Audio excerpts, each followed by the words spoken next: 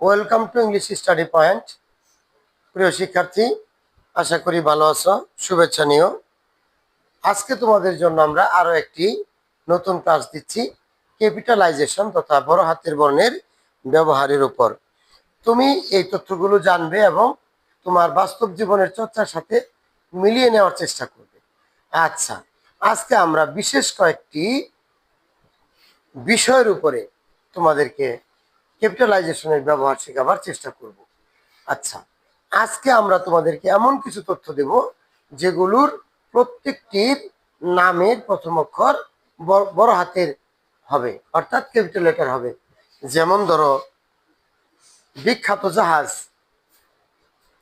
এদের নামের প্রথম অক্ষর সবসময়ই বড় হাতের বর্ণের হবে।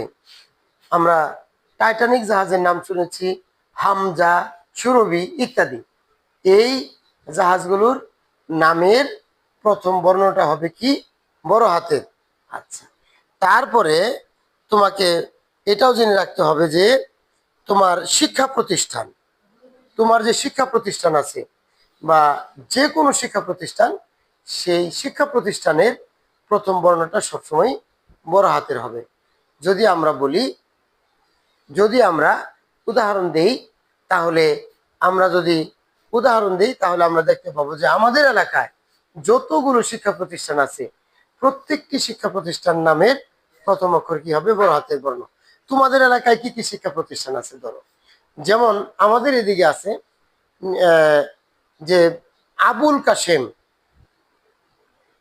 Kashem junior high school.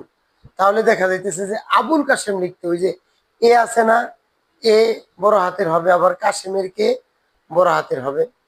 যেমন আছে সূর্যনগর দাখিল মাদ্রাসা, এই সূর্যনগরের এস কি হবে? বড় হাতের হবে। তো এইভাবে যদি তুমি তোমার এলাকার প্রত্যেকটি প্রতিষ্ঠানের সঙ্গে নাম মিলিয়ে নাও, তাহলে তুমি দেখবে যে তোমার দেশের প্রত্যেকটি শিক্ষা প্রতিষ্ঠানের নামের পূর্বের প্রথম অক্ষরটা কি হবে? বড় হাতের বর্ণ হবে। তুমি ধরো, যদি কোনো বিমানের নাম তুমি লিখতে যাও, তো ওই বিমানের নামের প্রথম অক্ষরটা হবে কি? বড় হাতের বর্ণ। যেমন বাংলাদেশের যে বিমান আছে, এটা বিমান বাংলাদেশ এয়ারলাইন্স বা বিমান বাংলাদেশ যদি আমরা লিখি, তাহলে দেখো বিমান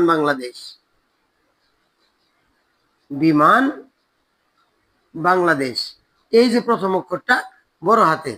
এই যে বলাকা লিখি আমরা, বলাকা, এই বলাকার প্রথম অক্ষর কি হলো? বড় হাতের বর্ণ হলো। সৌদি এয়ারলাইন্স, তাহলে ওই সৌদি আর এসটা কি হবে? বড় হাতের বর্ণ হবে।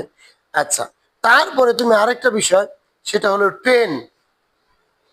ট্রেন আছে না, ওই প্রত্যেকটি ট্রেনের নামের প্রথম অক্ষর হবে কি? বড় হাতের বর্ণের হবে।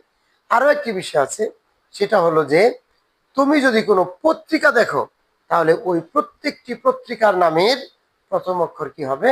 বড় হাতের বর্ণের হবে।